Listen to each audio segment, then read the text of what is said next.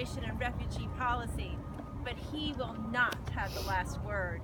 The events of the past few days have made it loud and clear that Americans across the country will not abide by this refugee and Muslim ban.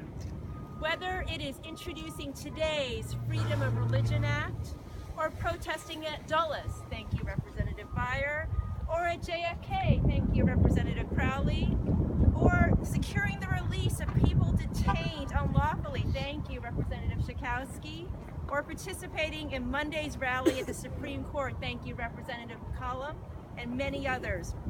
Our congressional leaders and Americans across the country are rising up to say, America is not a land of walls and shuttered doors. We are not a people motivated by hate and fear.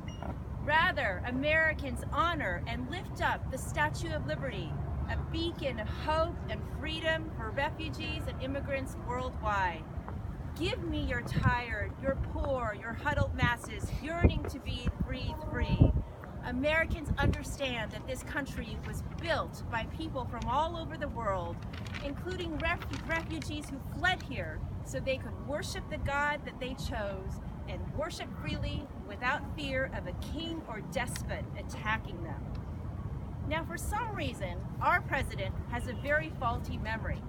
He has forgotten why the Pilgrims and Quakers fled Europe and came to this land.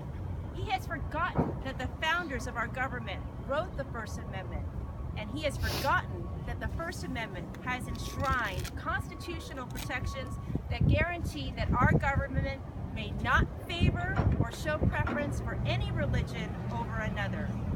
And yet, President Trump has stated clearly a preference for Christian refugees over Muslim refugees.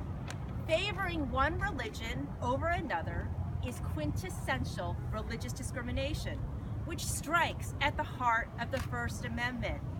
Our Constitution will not permit it, and neither will the ACLU.